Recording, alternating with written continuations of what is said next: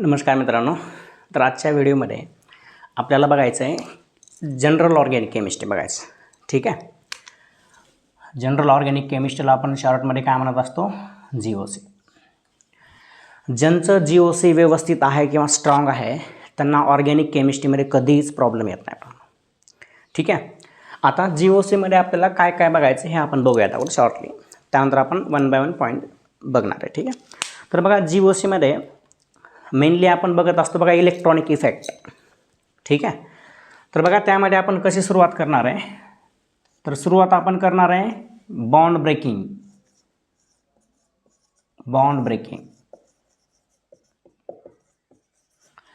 किंवा ह्याला bond cleavage पण म्हणतात. ठीक आहे.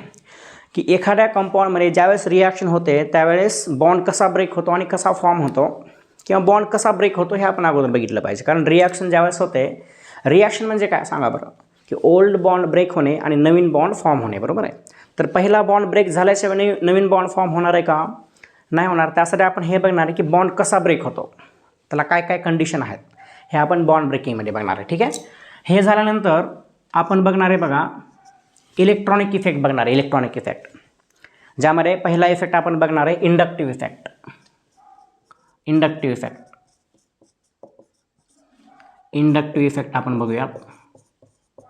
त्यानंतर इंडक्टिव्ह झाल्यानंतर आपण बघणार आहे हायपर कॉन्जुगेशन.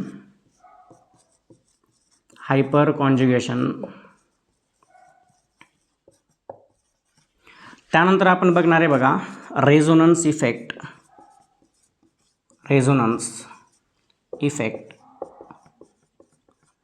और ह्यालाच आपण मेझोमेरिक इफेक्ट पण म्हणू शकतो. ठीक आहे. हे झाल्यानंतर आपण बघूयात ॲरोमॅटिसिटी. एखादा कंपाऊंड ॲरोमॅटिक आहे का नॉन ॲरोमॅटिक आहे का ॲरोमॅटिक आहे.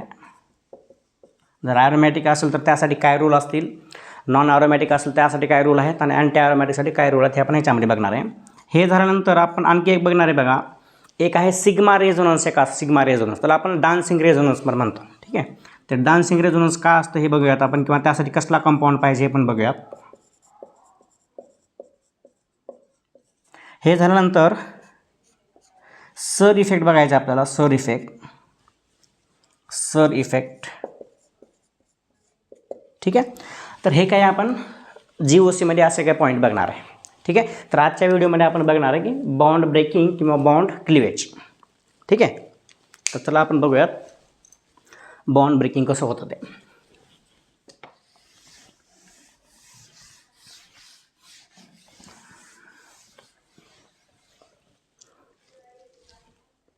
तर बघा आता बॉन्ड ब्रेकिंग हे कशामध्ये होते अगोदर हे माहिती पाहिजे आहे ना. ज्यावेळेस तुम्ही लॅबमध्ये रिॲक्शन करता त्यावेळेस काय करतो आपण, रिॲक्टंट घेतो, रिएजंट घेतो, त्या दोघांची कुठल्या तरी सॉल्व्हंटमध्ये रिॲक्शन करतो. त्यावेळेस आपल्याला काय भेटतो, जसं की बघा रिॲक्शन कशी होते हे आपण बघूयात. आपण काय करत असतो, आपण बघा एक रिॲक्टंट घेत असतो. ह्याची रिॲक्शन किंवा रिॲक्टंट प्लस रिएजंट घेत असतो. इन प्रेझेन्स ऑफ मेनली आपण सॉल्व्हंट यूज करतो असतो ना, सॉल्व्हंट. ह्यासोबत कधी कधी आपण कॅटलिस्ट पण यूज करतो. मग ह्या दोघांचे रिॲक्शन झाल्यानंतर फर्स्ट स्टेपमध्ये तुम्हाला काय भेटत असतो बघा, इंटरमिडिएट भेटत असतो. इंटरमिडिएट.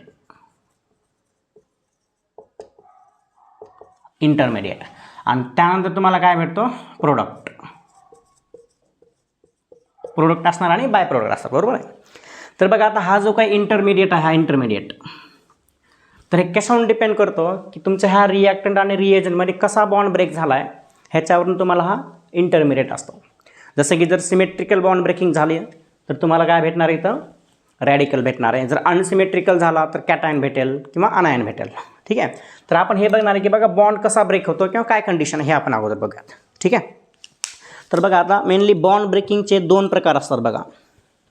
ज्यावेळेस कुठलाही बॉन्ड ब्रेक होतो केमिस्ट्रीमध्ये त्यावेळेस दोन प्रकारे तो बॉन्ड ब्रेक होत असतो. बॉन्ड ब्रेकिंग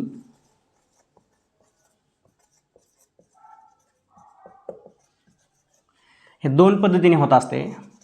पहिला कुठला आहे, होमोलायटिक बॉन्ड ब्रेकिंग और होमोलायटिक बॉन्ड क्लिवेज. पहिला प्रकार कसा असतो, होमोलायटिक बॉन्ड ब्रेकिंग. दुसरा असणार आहे हेटेरोलायटिक बॉन्ड ब्रेकिंग. ठीक आहे. तर हे आपण आता 1 बाय 1 बघणार आहे की होमोलायटिक कसा बनतो आणि हेटेरोलायटिक कसा बॉन्ड ब्रेक होतो. ठीक आहे. तर पहिला पॉईंट बघूयात आपण होमोलायटिक.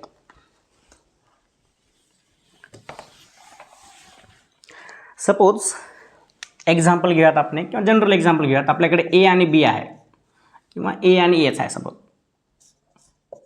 ठीक आहे. आता हा तुमच्याकडे काय मॉलिक्यूल आहे म्हणा किंवा कंपाऊंड आहे म्हणा. मला काय करायचं बघा, हा ए आणि ए मधला जो काही बॉन्ड आहे तो बॉन्ड मला ब्रेक करायचा आहे. तर सगळ्यांना माहिती असायला पाहिजे, जो एक बॉन्ड बनत असतो, एक बॉन्ड तो 2 इलेक्ट्रॉननी बनत असतो. बरोबर आहे. एक बॉन्ड जो बनतो तो कसा बनतो, 2 इलेक्ट्रॉननी बनत असतो. तर होमोलायटिक बॉन्ड ब्रेकिंग म्हणजे काय असतं बघा, ज्यावेळेस तुम्ही ह्यावरती HMU टाकाल किंवा लाईट टाकाल किंवा नॉन पोलार सॉल्व्हंट घ्याल, त्यावेळेस पॉसिबिलिटी असते की काय झालं पाहिजे, ह्यामध्ये होमोलायटिक होणार. ठीक आहे. तर होमोलायसिसमध्ये काय होतं बघा, हे जे काही 2 इलेक्ट्रॉन आहेत, ह्या 2 इलेक्ट्रॉनपैकी तुमचा हा एक इलेक्ट्रॉन ह्या ए पासून आलेला आहे आणि हा इलेक्ट्रॉन ह्या ए पासून आलेला आहे. ठीक आहे.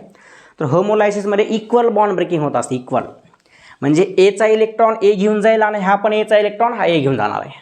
म्हणजे काय होईल बघा बरं, मी जर होमोलायसिस किंवा होमोलायटिक बॉन्ड ब्रेकिंग जर केली तर हा इलेक्ट्रॉन ह्याकडे असेल आणि हा इलेक्ट्रॉन ह्याकडे असेल. तर काय बनणार आहे सांगा मला, इकडे 2 ए वरती एक इलेक्ट्रॉन म्हणजे आपण ह्याला रॅडिकल म्हणत असतो. बरोबर आहे. रॅडिकल. ठीक आहे. तर लक्षात ठेवा, जर तुमच्याकडे एकच इलेक्ट्रॉन बनत असेल तर त्याला आपण म्हणत असतो काय, फ्री रॅडिकल. फ्री रॅडिकल म्हणजे तुम्हाला काय समजलं सांगा बरं, ज्यावेळेस होमोलायसिस होतं किंवा होमोलायटिक बॉन्ड क्लिवेज होते त्यावेळेस कुठला इंटरमिडिएट बनत असतो, रॅडिकल बनत असतो. फ्री रॅडिकल आहे ना, फ्री रॅडिकल. ज्यावेळेस होमोलायसिस होतं त्यावेळेस काय बनतो, फ्री रॅडिकल इंटरमिडिएट बनणार आहे. ठीक आहे. आता मला सांगा, ह्यासाठी अशी काही कंडिशन असेल का, ए आणि बी, ए आणि ए पैकी कसं कुठले ॲटम असले पाहिजे. जनरली ह्या ए आणि एमध्ये जो काही इलेक्ट्रोनिगेटिव्हिटी डिफरन्स आहे तो कमी असला पाहिजे. बरं, जर इलेक्ट्रोनिगेटिव्हिटी जास्त असेल तर त्या ठिकाणी होमोलायसिस होण्याची पॉसिबिलिटी काय असते, कमी असते. आय होप तुम्हाला समजलेलं आहे की होमोलायसिसमध्ये एक्झॅक्टली काय होतं, इक्वल ब्रेकिंग ऑफ बॉन्ड होणार आहे ना. तर काय होतं बघा, इक्वल ब्रेकिंग झाल्यामुळं एचा इलेक्ट्रॉन ए घेऊन जाणार आहे आणि हा एचा इलेक्ट्रॉन ए घेऊन जाणार आहे, म्हणजे काय बनेल, रॅडिकल बनणार आहे. ह्यालाच आपण फ्री रॅडिकल म्हणत असतो है ना. आता ह्याच्या काय काय प्रॉपर्टीज आहेत ते आपण बघणार आहे. ठीक आहे. तर ह्यानंतर आपण बघूयात बघा कुठला हेटेरोलायटिक बॉन्ड क्लिवेज कशी होते ते बघूयात आपण. तर बघा आता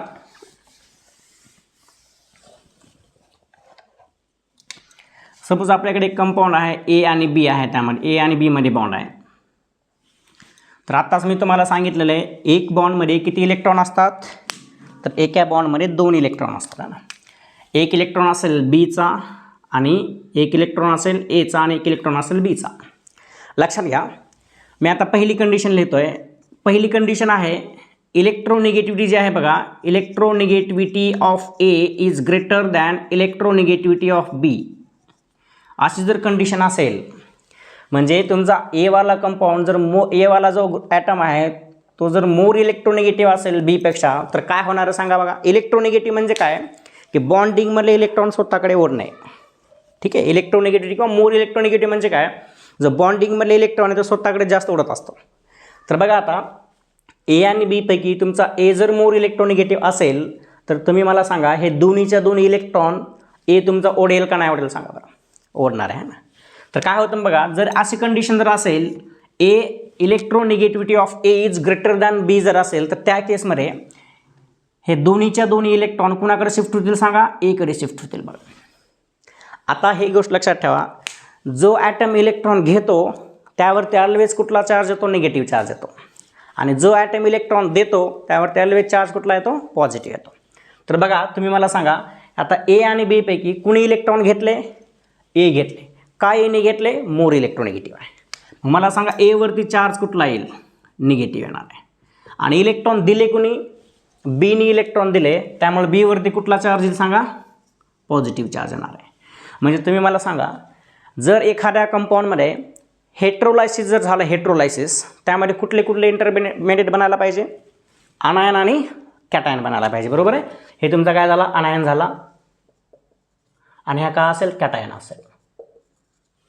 बरोबर आहे का. आता हे पॉझिटिव्ह निगेटिव्ह कसं आलं मी तुम्हाला सांगितलेलं आहे. जो इलेक्ट्रॉन घेतो त्यावर निगेटिव्ह, जो इलेक्ट्रॉन देतो त्यावर पॉझिटिव्ह. ऑर्गॅनिकमध्ये ऑलवेज लक्षात ठेवायचं, जो इलेक्ट्रॉन घेऊन जातो त्यावरती निगेटिव्ह येतो, जो इलेक्ट्रॉन देतो त्यावरती पॉझिटिव्ह येतो. तर हे आपले काय बनलेले आहे बघा, आनायन आणि कॅटायन. दुसरी कंडिशन बघूयात आपण. जर ह्या केसमध्ये असं जर कंडिशन असेल बघा, सपोज तुमच्याकडे काय आहे, हे सेम एक्झाम्पल घेऊयात आपण ए आणि बी मध्ये. दुसरी कंडिशन आहे बघा, electronegativity of A is less than electronegativity of B. अशी जर कंडिशन असेल तर तुम्ही मला सांगा ह्यामध्ये कुठला इंटरमिडिएट बनेल किंवा कुणावर निगेटिव्ह चार्ज येईल आणि कुणावर पॉझिटिव्ह चार्ज येईल. बघा आपल्याला माहिती आहे एका बॉन्डमध्ये किती इलेक्ट्रॉन असतात, 2 इलेक्ट्रॉन असतात. ह्यामध्ये मोर इलेक्ट्रोनिगेटिव्ह कोण आहे, बी वाला कंपाऊंड मोर इलेक्ट्रोनिगेटिव्ह ॲटम. म्हणजे बी काय करणार, इलेक्ट्रॉन स्वतःकडे ओढणार आहे. म्हणजे दोन्ही इलेक्ट्रॉन कोणाकडे जातील, बीकडे जातील. आणि बीकडे गेल्यानंतर मला सांगा ए वरती चार्ज कुठला येईल सांगा, पॉझिटिव्ह, कारण एनी इलेक्ट्रॉन दिलेत. आणि बी वरती चार्ज येणार आहे निगेटिव्ह, का तर बीनी इलेक्ट्रॉन घेतलेत. ह्या दोन्ही प्रोसेसमध्ये काय झाले, होमोलायसिस झाले का हेटेरोलायसिस झाले सांगा, हेटेरोलायसिस झालेलं आहे. ठीक आहे, ह्यामध्ये पण काय झालेलं आहे, हेटेरोलायसिस झालेलं आहे. हेटेरोलायसिस ह्यामध्ये काय बनला, हा तुमचा कॅटायन असेल आणि काय असेल, अनायन असेल. आता ह्याच्यावरून तुम्हाला हे समजलं असेल बघा की हेटेरोलायसिस होण्यासाठी तुमचा कंपाऊंड किंवा बॉन्ड जो आहे तो बॉन्ड कसा पाहिजे, किंवा जे 2 ॲटममधला बॉन्ड आहे ते 2 ॲटम कसे पाहिजे, किंवा 2 ॲटमची इलेक्ट्रोनिगेटिव्ह डिफरन्स कमी पाहिजे का जास्त पाहिजे, जास्त असायला पाहिजे. एक लेस इलेक्ट्रोनिगेटिव्ह असायला पाहिजे आणि एक मोर इलेक्ट्रोनिगेटिव्ह असायला पाहिजे. त्या केसमध्ये काय होतं, तुमचं हेटेरोलायसिस होतं. आय होप की तुम्हाला समजलेलं आहे. तर तुम्ही मला सांगा आता, ज्यावेळेस आपण एखाद्या बॉन्डचं होमोलायसिस केलं त्यावेळेस कुठला इंटरमिडिएट बनतो आहे, फ्री रॅडिकल. आणि ज्यावेळेस एखाद्या बॉन्डचं आपण हेटेरोलायसिस केलेलं आहे त्यावेळेस काय बनतं, कॅटायन आणि अनायन बनतं. आता हे जे काही इंटरमिडिएट बनलेत बघा, कॅटायन असेल, अनायन असेल किंवा फ्री रॅडिकल असेल, लक्षात घ्या. जर तुमचा पॉझिटिव्ह चार्ज किंवा कॅटायन कार्बनवर जर असेल तर ह्याला आपण काय म्हणत असतो, कार्बो कॅटायन म्हणायचं, कार्बो कॅटायन. जर तुमचा निगेटिव्ह चार्ज कार्बनवर असेल तर ह्याला म्हणायचं कार्ब अनायन. आणि जर तुमचा का कार्बनवरती रॅडिकल असेल तर ह्याला म्हणायचं carbon free radical, free radical. आता आपण कार्बनबद्दलच का बघतोय, तर ऑर्गॅनिक केमिस्ट्रीमध्ये जनरली आपण कार्बनवरती रिॲक्शन मॅक्झिमम बघत असतो आहे ना. त्यामुळे आपण काय करणार आहे बघा, आता कार्बो कॅटायन जर बनेल किंवा कार्ब अनायन जर बनला किंवा फ्री रॅडिकल जर बनला तर ह्यांचे काय प्रॉपर्टीज बघणार आहे किंवा ह्याच्याबद्दल काय आपण माहिती बघणार आहे. ठीक आहे, तर 1 बाय 1 आपण बघूयात बघा. विथ एक्झाम्पल आपण बघूयात.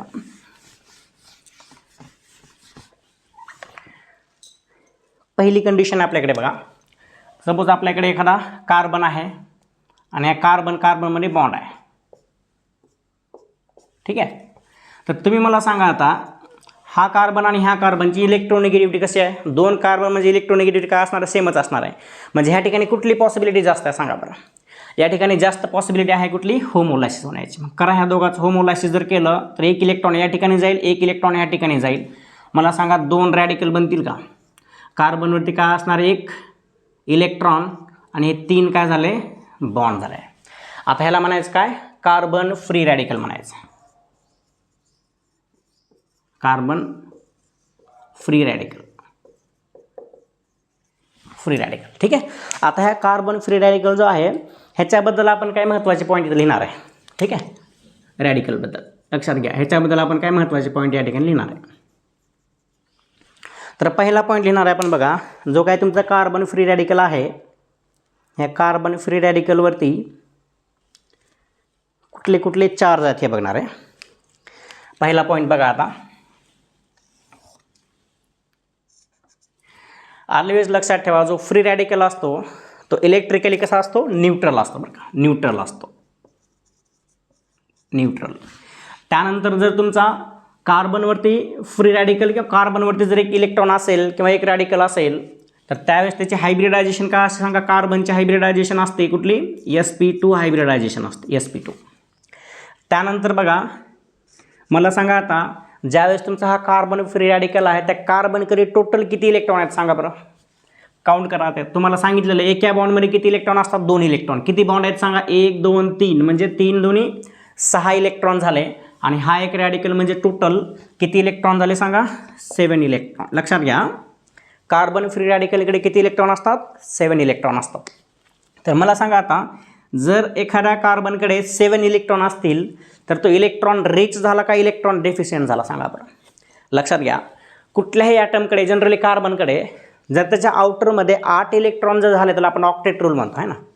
जर 8 इलेक्ट्रॉन जर झाले तर तो स्टेबल असतो. 8 पेक्षा जास्त जर झाले तर तो काय असेल, इलेक्ट्रॉन रिच असणार आहे. आणि 8 पेक्षा कमी जर असेल तर तो इलेक्ट्रॉन डेफिशियंट असणार आहे. इलेक्ट्रॉन डेफिशियंट म्हणजे काय, त्याला इलेक्ट्रॉनची गरज आहे. इलेक्ट्रॉन रिच म्हणजे काय, त्याला इलेक्ट्रॉन जास्त आहेत.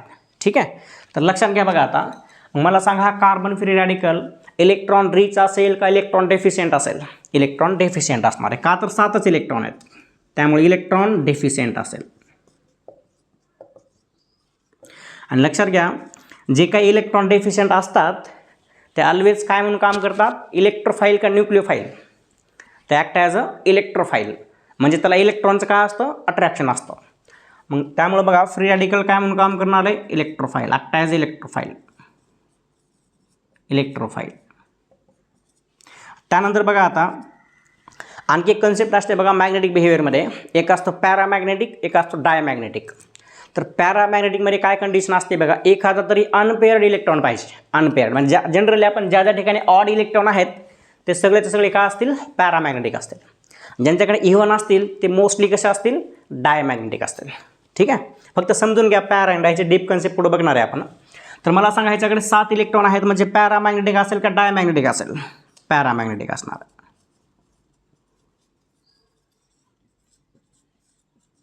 ठीक आहे, तर असे काय पॉईंट आपण बघितले बघा कशाबद्दल, कार्बन फ्री रॅडिकलबद्दल. ठीक आहे, कुठले कुठले बघितलेले? हा इलेक्ट्रिकली न्यूट्रल आहे. ह्या कार्बनचे हायब्रिडायझेशन sp2 आहे. ह्याच्याकडे टोटल 7 इलेक्ट्रॉन असतात. 7 इलेक्ट्रॉन असले म्हणजे इलेक्ट्रॉन डेफिशियंट असणार आहे. इलेक्ट्रॉन डेफिशियंट जर असेल तर तो काय म्हणून काम करेल, इलेक्ट्रोफाईल म्हणून काम करेल. आणि ह्याच्याकडे ऑड इलेक्ट्रॉन आहेत, त्यामुळे तो कसा असणार आहे, पॅरामॅग्नेटिक असणार आहे. कसा असेल, पॅरामॅग्नेटिक.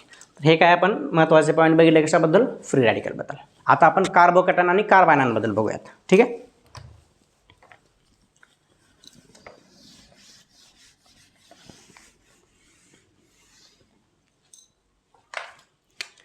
सपोज बघा तुमच्याकडे एक कार्बन आहे, कार्बनला 3 बॉन्ड आहेत आणि या ठिकाणी एक एक्स ग्रुप असा आहे बघा, एक्स ग्रुप, ज्यासाठी कंडिशन लिहून जातो बघा. या ठिकाणी काय कंडिशन आहे बघा, electronegativity of X is greater than electronegativity of carbon. हे कंडिशन आहे बरं का.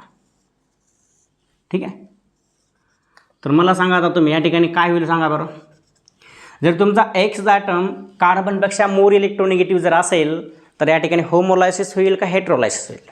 सांगा काय होणार आहे.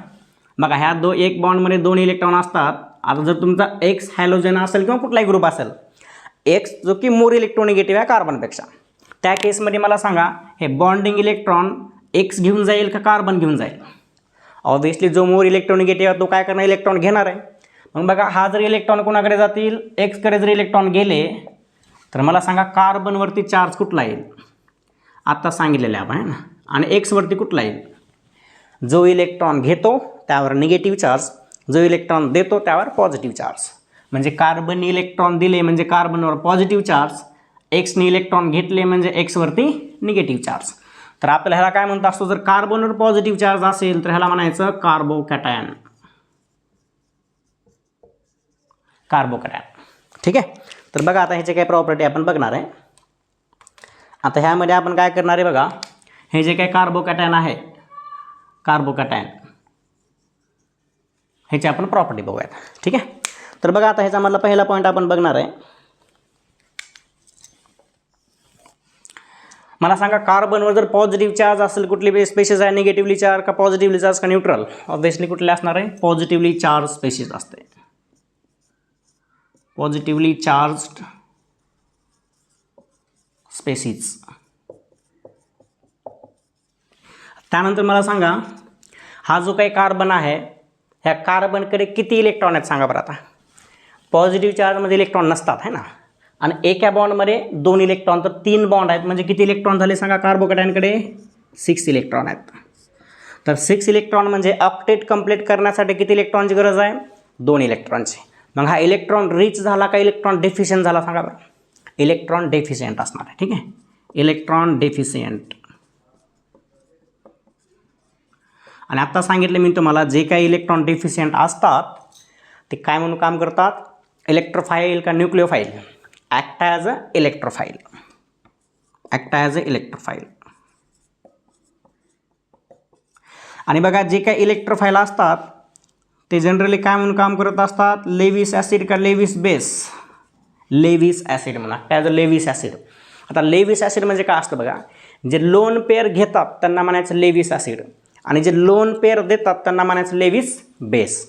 तर बघा आता ह्याच्यावर 2 इलेक्ट्रॉनची गरज आहे, म्हणजे एक लोन पेअर ॲक्सेप्ट करा, एक लोन पेअर म्हणजे 2 इलेक्ट्रॉन. ह्याला 2 इलेक्ट्रॉनची जर गरज असेल याचा अर्थ एक लोन पेअर काय करणार आहे, हा ॲक्सेप्ट करणार आहे. लोन पेअर ॲक्सेप्ट केला म्हणजे काय झाला, लेविस ॲसिड. ह्याच्या अगोदरचा आपण काय बघितला होता, फ्री रॅडिकल. मला सांगा फ्री रॅडिकलला ऑक्टेट कंप्लीट करण्यासाठी किती इलेक्ट्रॉनची गरज होती, 1 इलेक्ट्रॉनची. मग तो इलेक्ट्रॉन पेअर ॲक्सेप्ट केला असता का, नाही केला असता. त्यामुळे आपण त्याला लेविस ॲसिड नाही म्हणलं. ठीक आहे, आता लेविस ॲसिड असणार आहे. त्यानंतर बघा, जर हा तुमचा इलेक्ट्रोफाईल असेल तर कुणासोबत रिॲक्ट करेल सांगा बरं, रिॲक्ट विथ न्यूक्लियोफाईल सोबत. जो इलेक्ट्रॉन रिच आहे त्यासोबत रिॲक्ट करेल, है ना, रिॲक्ट विथ न्यूक्लियोफाईल. लक्षात घ्या, इलेक्ट्रोफाईल आणि न्यूक्लियोफाईलमध्ये फरक माहिती तुम्हाला. तर फाईल म्हणजे काय असणे, अट्रॅक्शन असणे.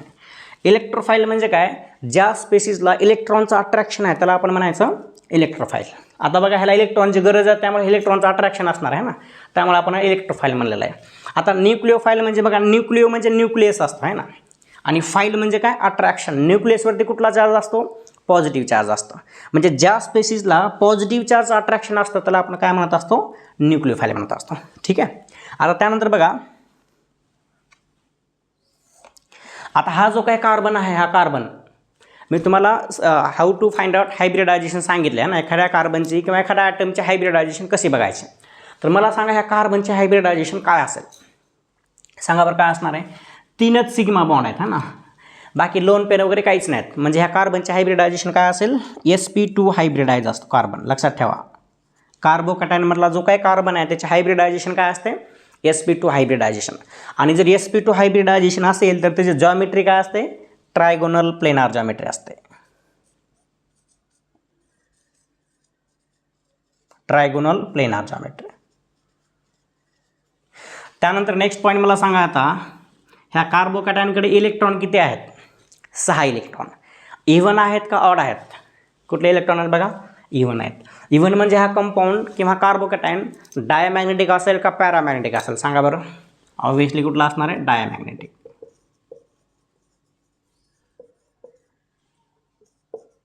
ठीक आहे, तर हे काय पॉईंट झाले बघा आपले कशाबद्दल. हां, दुसरा एक पॉईंट लिहा, हा कार्बोकॅटायन जो काय बनतो, कार्बोकॅटायन तो कसा बनतो, हेट्रोलायसिस झाल्यास बनतो का होमोलायटिक बॉन्ड क्लिवेज झाल्यास बनतो. ऑब्व्हियसली काय बनणार आहे, हेट्रोलायटिक बॉन्ड क्लिवेज. हेट्रोलायटिक बॉन्ड क्लिवेज लिहा किंवा बॉन्ड ब्रेकिंग लिहा. ठीक आहे, हे काय महत्त्वाचे पॉईंट आहेत. ठीक आहे, कार्बोकॅटायनबद्दल आपण काय महत्त्वाचे पॉईंट दिले. आता नेक्स्ट बघणार आहे आपण कार्बन आयन कसं बनतो. ठीक आहे,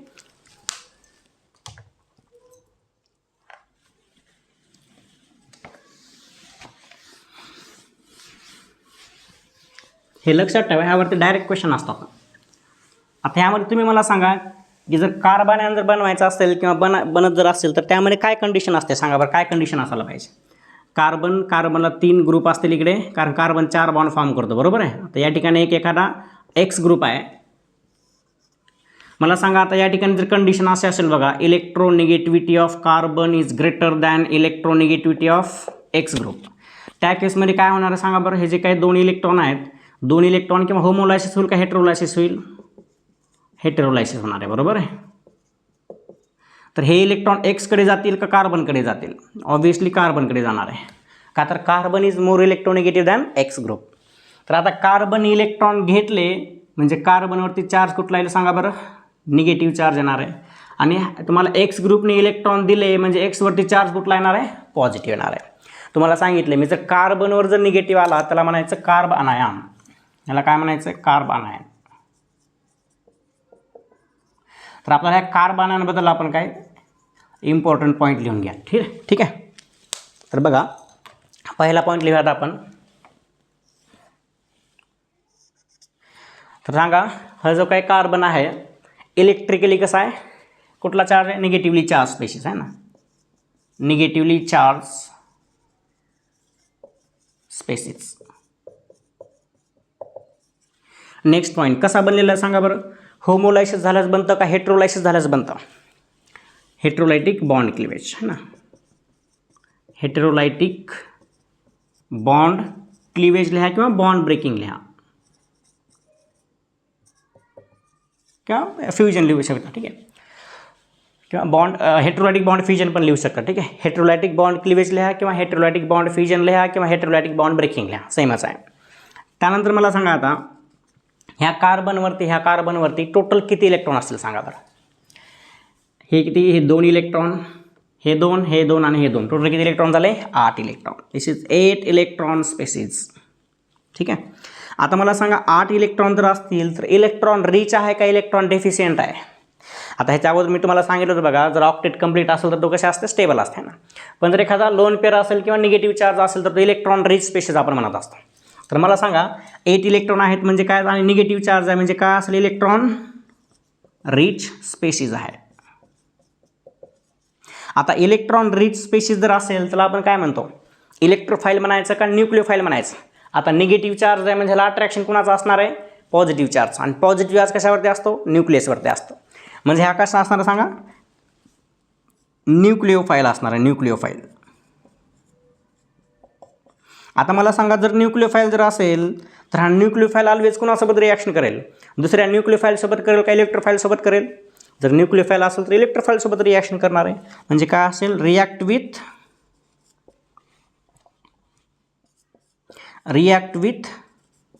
इलेक्ट्रोफाईल, रिॲक्ट विथ इलेक्ट्रोफाईल. त्यानंतर मला सांगा आता बघा, आता इलेक्ट्रॉन रिच जर असेल तर तो लेविस बेस असेल का लेविस ॲसिड असेल. ह्याच्या अगोदर सांगितले तुम्हाला लेविस ॲसिड कशाला म्हणायचं, लेविस बेस कशाला म्हणायचं. जे लोन पेअर घेतात त्यांना म्हणायचं लेविस ॲसिड, जे लोन पेअर देतात त्यांना म्हणायचं लेविस बेस. पण लोन पेअर देण्यासाठी लोन पेअर पाहिजे, बरोबर आहे ना. पण कार्बनपाशी लोन पेअर आहेत म्हणजे काय असला, लेविस बेस असणार, act as Lewis base, Lewis base. आता मला सांगा ह्या कार्बन जो आहे, ह्या कार्बनचे हायब्रिडायझेशन काय असेल सांगा बरं. हायब्रिडायझेशनचा रूल सांगितला मी तुम्हाला, number of sigma bond plus localise lone pair ह्यांची ॲडिशन जर 4 आली तर हायब्रिडायझेशन sp3 असतं. बघा 3 सिग्मा बॉन्ड आणि 1 लोन पेअर आहे, 4 आले म्हणजे ह्या कार्बनचे हायब्रिडायझेशन काय असेल, sp3 असेल. आता तुम्ही ऐकले बघा, जर हायब्रिडायझेशन sp3 असेल तर जॉमेट्री टेट्राहायड्रल असायला पाहिजे आहे ना, पण ह्याची जॉमेट्री कशी असते, पिरॅमिडल असते. असं का होतं, तर एक लोन पेअर आहे, लोन पेअर असल्यामुळे तर VSEPRचा कन्सेप्ट लागतो, valence sale electron pair repulsion. त्यामुळे ह्याची जॉमेट्री काय असेल सांगा, पिरॅमिडल असणार आहे. पिरॅमिडल ह्याची काय असेल, जॉमेट्री असणार, ठीक आहे, पिरॅमिडल जॉमेट्री असेल. तर हे काय ह्याचे पॉईंट असणार आहे, ठीक आहे. हे आपण पॉईंट बघितले कशाबद्दल, कार्बनांबद्दल. आय होप की तुम्हाला समजलं असेल बघा, बॉन्ड ब्रेकिंग किंवा बॉन्ड क्लिवेज किंवा बॉन्ड फ्युजन काय असतं ते, किंवा बॉन्ड फ्युजन कसं होतं, होमोलायसिस कसं होतं, हेट्रोलायसिस कसं होतं, होमोलायसिस झाल्यानंतर काय बनतं, फ्री रॅडिकल बनतं. मग फ्री रॅडिकलचे काय काय पॉईंट महत्त्वाचे आहेत ते लिहून दिलेले तुम्हाला. त्यानंतर हेट्रोलायसिस झाल्यानंतर किंवा हेट्रोलायसिस कसं होतं ह्यासाठी कंडिशन सांगितलेली. हेट्रोलायसिस झाल्यानंतर कार्बोकॅटायन बी पॉसिबल आहे, कार्बायन बी पॉसिबल आहे, आणि जो काही कार्बोकॅटायन कार्बायन बनलेला आहे त्यांचे आपण काही महत्त्वाचे पॉईंट पण बघितलेले आहेत, ठीक आहे. आय होप तुम्हाला समजलेलं आहे. तर आजच्या व्हिडिओमध्ये आपण इथंच थांबणार आहे. नेक्स्ट व्हिडिओमध्ये आपण इंडक्टिव्ह इफेक्ट स्टार्ट करणार आहे, ठीक आहे. आता इंडक्टिव्ह इफेक्ट काय असतो, त्याचे ॲप्लिकेशन काय आहेत, आता हे का बघितलं आपण बघा, ह्यामध्ये जे काही इंटरमिडिएट बनत आहेत, कार्बोकॅटायन, फ्री रॅडिकल असेल, कार्बायन असेल, ह्यांची स्टॅबिलिटी असेल किंवा रिॲक्टिव्हिटी असेल, हे आपण इलेक्ट्रॉनिक इफेक्ट थ्रू बघत असतो, ठीक आहे. किंवा एखाद्या रिॲक्शनमध्ये एखादं इलेक्ट्रोफिलिक सेंटर आहे किंवा न्यूक्लियोफिलिक सेंटर आहे, तेच का न्यूक्लियोफिलिक आहे, मोर इलेक्ट्रोफिलिक कुठला आहे, सगळं माहिती आपल्याला कोण सांगतं, इलेक्ट्रॉनिक इफेक्ट सांगतात. त्यामुळे इलेक्ट्रॉनिक इफेक्ट खूप महत्त्वाचा आहे. ज्यांना इलेक्ट्रॉनिक इफेक्ट व्यवस्थित समजलेला आहे त्यांना ऑर्गॅनिक रिॲक्शनमध्ये कधीच प्रॉब्लेम येत नाही किंवा ऑर्गॅनिक केमिस्ट्रीमध्ये कधीच प्रॉब्लेम येत नाही. कारण इलेक्ट्रॉनिक इफेक्ट आपल्याला बरेचसे ॲप्लिकेशन आहेत बघा. काय काय सांगतं मी सांगतो तुम्हाला. स्टॅबिलिटी ऑफ कार्बोकॅटायन सांगतं, स्टॅबिलिटी ऑफ फ्री रॅडिकल सांगतं, स्टॅबिलिटी ऑफ कार्बायन सांगतं, ॲसिडिक स्ट्रेन सांगतं, बेसिक स्ट्रेन सांगतं, स्टॅबिलिटी ऑफ अल्किन सांगतात. असे बरेचसे जेवढे काय तुमचे रिॲक्शनमध्ये जे काय महत्त्वाचे पॉईंट असतात ते सगळ्याबद्दल सांगतो. त्यामुळं इलेक्ट्रॉनिक इफेक्ट जे आहेत ना खूप महत्त्वाचा आहे, ठीक आहे. तर नेक्स्ट व्हिडिओमध्ये आपण बघणार आहे इंडक्टिव्ह इफेक्ट, ठीक आहे. चला भेटूयात नेक्स्ट लेक्चरमध्ये.